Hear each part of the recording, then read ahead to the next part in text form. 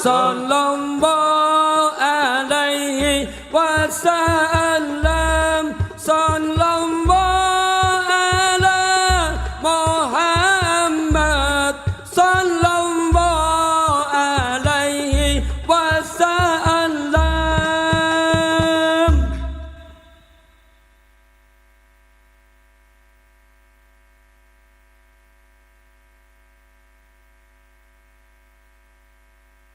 Asyhadu an la ilaha illallah wa asyhadu anna Muhammadar Rasulullah. Semangat.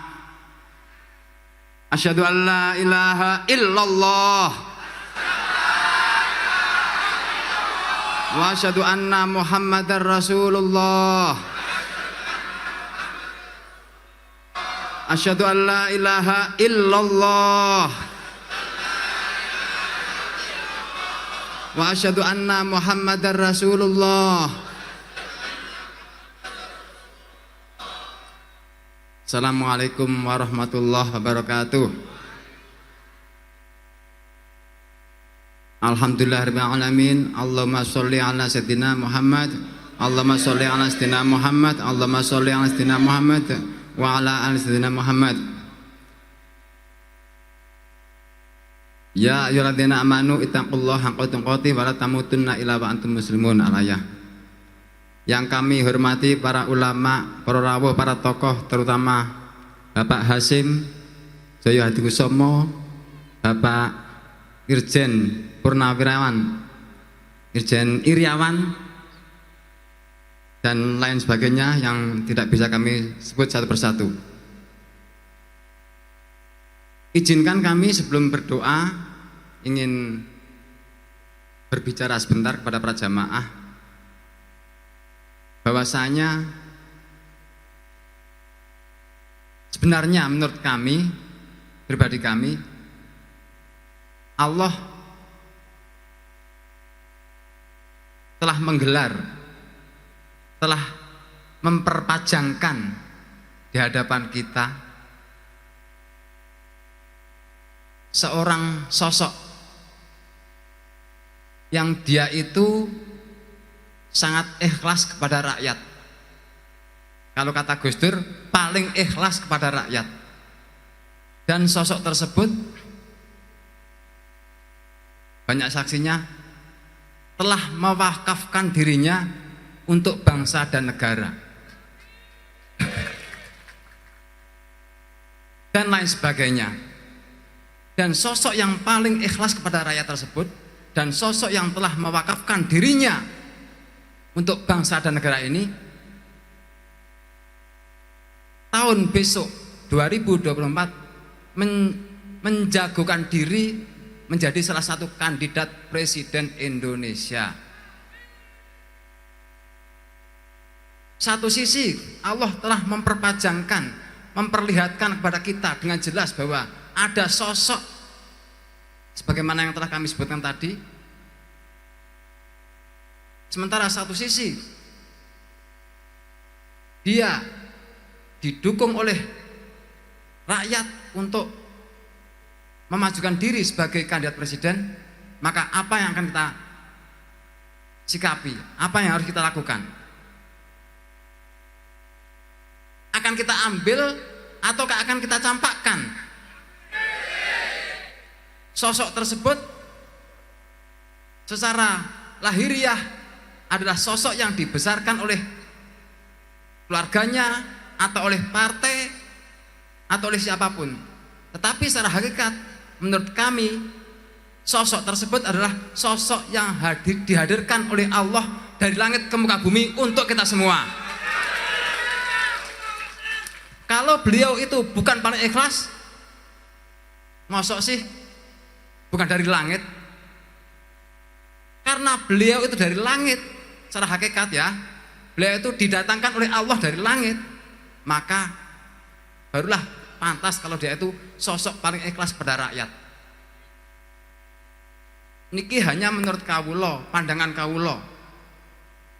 Dan dari sudut pandang yang lain, Kenapa sih sampai sosok tersebut bisa merupakan sosok yang paling ikhlas kepada rakyat? Siapa tahu? Kenapa? Atau diambil dari mana keikhlasan yang beliau miliki sehingga beliau itu apa-apa yang beliau lakukan, apa-apa yang beliau karyakan selalu untuk kepentingan rakyat? Tahu nggak jawabannya? Menurut kami, karena beliau adalah cucu Rasulullah Muhammad SAW. Seluruh sifat-sifat baik yang dimiliki hambanya di dunia ini terambil dari dada terbesar, yaitu dadanya Nabi Muhammad SAW.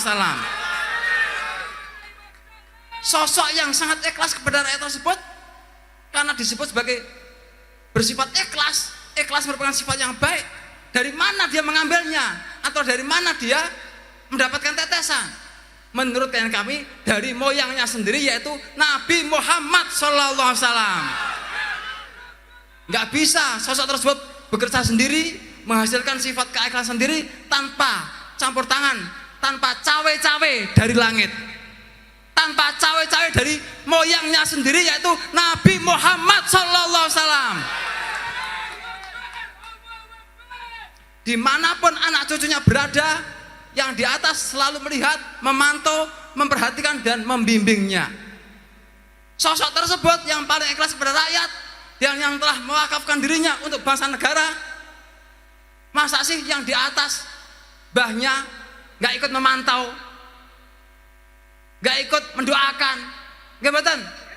Lah yang di atas saja mendoakan, panjenengan yang bukan bahnya kenapa nggak mendoakan? Mbahnya itu sosok yang sangat kalian kagumi, sangat mendoakan, meletakkan anak cucunya, salah satunya di Indonesia, salah satunya sosok tersebut. Lah kalian kenapa tidak ikut mengikuti moyangnya yang selalu memperhatikan anak cucunya tersebut? Allahumma sholli ala sayyidina Muhammad. Yakin? Perlu diketahui kenapa sampai Gus Dur bilang bahwa orang yang paling ikhlas kepada rakyat adalah sosok tersebut. Tapi kami dikasih tahu oleh Allah, dari mana sifat yang ada pada dada tersebut, sosok tersebut ternyata adalah terambil dari moyangnya sendiri, yaitu Nabi Muhammad SAW. Barusan yang pidato sebelum kami, yaitu Bapak Hasyim Joyo Hadikusumo, itu kan sosok yang dermawan, suka menolong orang lain. Dari mana sifat tersebut terambil? Apakah dari dirinya sendiri? Adalah dari moyangnya, yaitu Nabi Muhammad SAW. Mudah-mudahan Pak Hasyim mendapatkan hidayah dari Allah, mendapatkan bimbingan dari moyangnya sendiri, yaitu Nabi Muhammad SAW.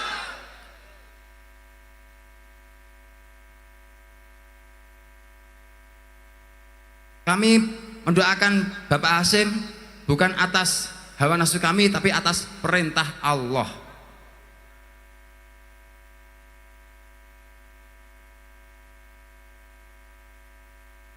Nah, Allah telah memperlihatkan kepada kita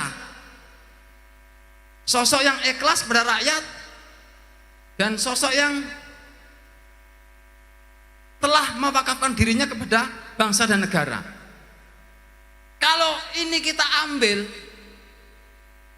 sebagai pemimpin Indonesia, kira-kira setuju enggak? Bahkan Allah mempertampakkan, menyodorkan tawaran ini, yaitu berupa sosok, yang sosok tersebut adalah cucu Nabi Muhammad sendiri, yaitu sosok yang berkarakter ikhlas, nasionalistik, pecinta rakyat, pemberani, tegas dan seterusnya. Tujuannya itu, kalau kalian ingin tahu, supaya kalian pilih. Tetapi kenapa kalian sia-siakan kemarin?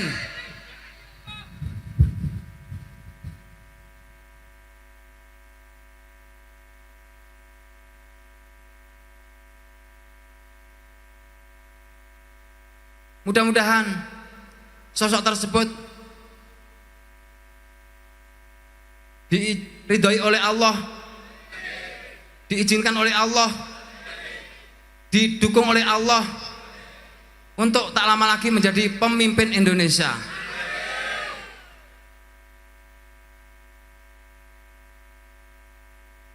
Indonesia sangat butuh akan sosok yang mampu memperjalankan Pancasila, mengangkut Indonesia menuju tujuan sejati, yaitu bersatu, berdaulat, adil dan makmur.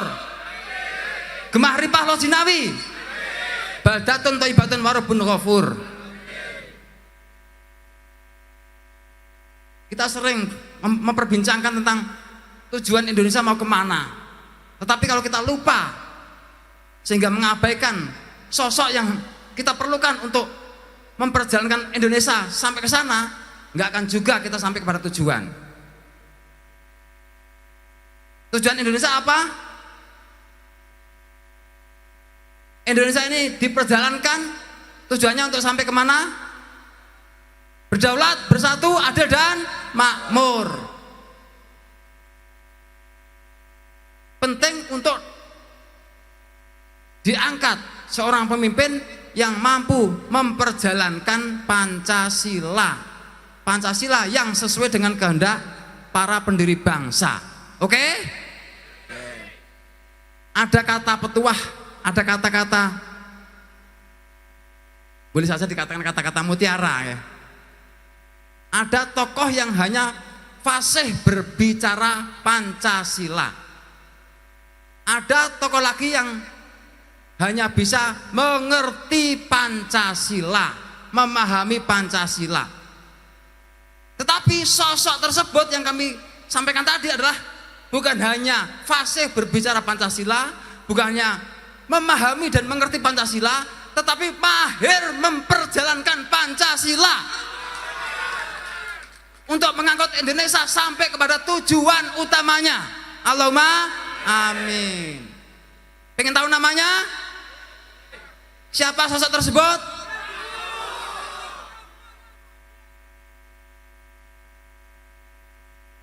Malah saya yang dikasih tahu nih Pak Hasim. Malah saya yang dikasih tahu oleh jamaah ini siapa sosok tersebut. Siapa sosok tersebut? Terima kasih atas warta panjenengan dumateng kawula, sehingga kawula saat ini paham ternyata sosok tersebut adalah sebagaimana yang panjenengan sampaikan kepada kawula barusan, yaitu Bapak Haji Prabowo Subianto.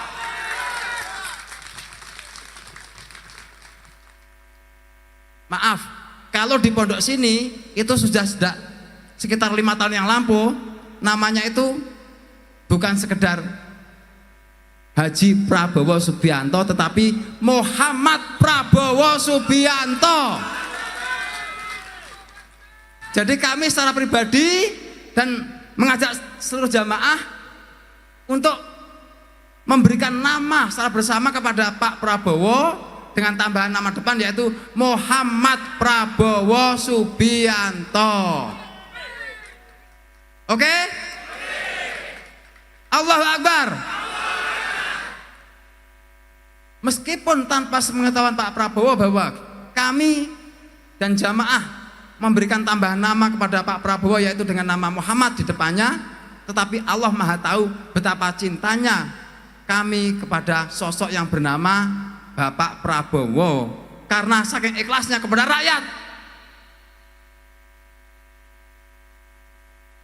dan lain-lain. Itu yang pertama. Jadi kami simpulkan sekali lagi bahwa yang pertama adalah bahwa Allah mempertampakkan kepada kita seorang sosok, seorang tokoh yang beliau itu adalah tak terus hebat-hebat, ikhlas pada rakyat. Yang kedua, mewakafkan dirinya untuk bangsa dan negara. Yang ketiga, sangat nasionalistik. Yang keempat, pengen beliau itu kalau besok meninggal dan berjumpa kepada Allah dalam keadaan tersenyum karena telah melihat rakyat Indonesia berbahagia.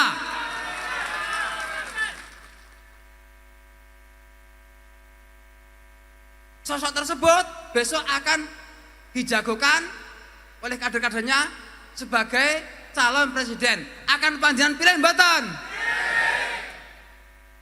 Karena Allah atau karena hawa nafsu? Karena itu tawaran Allah, ya panjenengan harus ndika dawuh, nggih mboten? Itu yang pertama. Yang kedua, tahun baru Hijriah, tahun baru Islam seharusnya memperbarui akal dan hati kita sebagai umat Islam. Nggih? Tanpa akal dan hati kita nggak akan bisa berjalan layaknya manusia normal. Dengan hati yang suci, dengan akal yang sehat, kita akan berjalan menuju keselamatan. Baik keselamatan secara vertikal maupun keselamatan secara horizontal.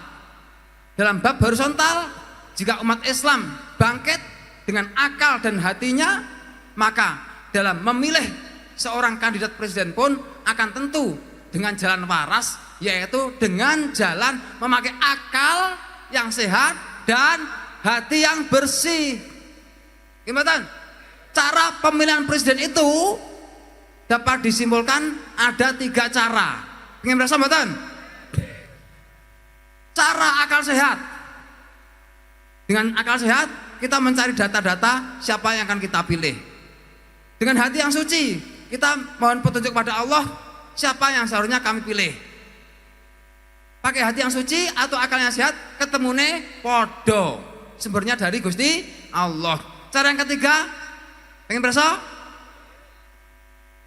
Bukan dengan akal sehat, bukan dengan hati yang suci, tetapi dengan uang yang tebal, dengan suapan, ya betul, dengan sihir propaganda. Tetapi selagi panjenengan memakai akal yang kuat, akal yang sehat dan hati yang suci, insya Allah disesat-sesatke tidak akan sesat panjenengan, dihalang-halangi tidak akan terhalang panjenengan, tetap saja bisa melompat sehingga memegang pemimpin yang dikehendaki oleh Gusti Allah, nggih menika Bapak Muhammad. Allahumma amin. Jika umat Islam disebut bangkit tetapi akal dan hatinya tidak bangkit, namanya sama aja, belum namanya ada kebangkitan. Gimana? Jika ulama dunia berkata bahwa akan ada kebangkitan Indonesia, kebangkitan Islam di Indonesia, tetapi umat Islam Indonesia sendiri dalam memilih seorang kandidat tidak memakai akal dan mata hati, sama saja umat Islam Indonesia akan menjadi terpuruk. Gimana? Akan menjadi hidup di Indonesia tidak seperti yang dicita-citakan para pahlawan. Jadi kebangkitan Islam itu selaras dengan kebangkitan Indonesia, karena mayoritas penduduk Indonesia adalah Islam. Bener apa salah lagi? Adanya kebangkitan Islam itu segaris lurus dengan kebangkitan Pancasila, Pak Hasim, Pak Iriawan dan lain sebagainya. Ewan-ewan semuanya, kebangkitan Islam jika benar muncul dari Indonesia itu ditandai dengan adanya kebangkitan Pancasila, ditandai dengan tegaknya Pancasila, ditandai dengan diperjalankannya Pancasila. Benar betul? Maka sangat penting bagi kita berdoa, mudah-mudahan sosok yang akan memperjalankan Pancasila tersebut adalah sosok yang pas menurut ukuran para pahlawan, sehingga tidak hanya Pancasila itu jalan di tempat, apalagi jalan mundur, tapi jalan maju menyampaikan Indonesia kepada cita-citanya. Allahumma amin. Mudah-mudahan sosok yang ditawarkan oleh Allah, sosok yang ditawarkan oleh Rasulullah tersebut menjadi pilihan kita bersama. dan mendapat ridha Allah, diangkat oleh Allah untuk memperjalankan Indonesia dengan Pancasilanya menuju kejayaan dan mercusuar dunia. Allahumma amin. Monggo, demi ini semua, demi kebaikan kita semua, demi kejayaan Indonesia dan seterusnya, kita berdoa bersama-sama nggih. Allahumma sholli ala sayyidina Muhammad wa ala ali sayyidina Muhammad sholatan tunjina biha min jamil ahbal wa afat wa taqdilana biha jamil hajat wa tutahhiruna biha min jami' sayyi'at wa tarfa'una biha 'indaka darajat wa tuballighuna biha aqsal ghayat jamil khairati fil hadi wa dal mamat innal ladzina yubayyi'unaka innama yubayyi'una Allah yadullahi fawqa aydihim faman nakata fa innama yanqutu nafsihi wa man awfa bima ahada 'alaihi Allah fa sayu'tiyatun 'azima. Ya Allah,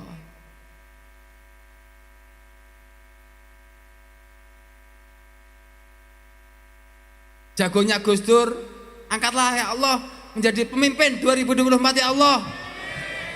Satrio piningitnya Gus Dur tahun 2024 engkau angkat sebagai pemimpin Indonesia ya Allah, yang akan memperjalankan Pancasila sebagai pengangkut Indonesia kepada tujuan yang sejati ya Allah, yaitu surga dunia dan surga akhirat. Amin. Monggo sarang-sarang mau alhamdulillah 7 kali.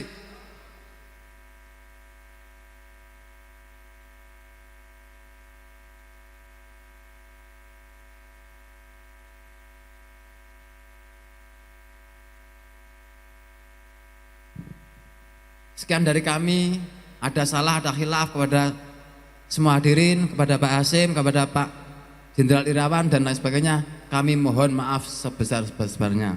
Benar dari Allah, salah dari kami sendiri. Sekian, wassalamualaikum warahmatullahi wabarakatuh.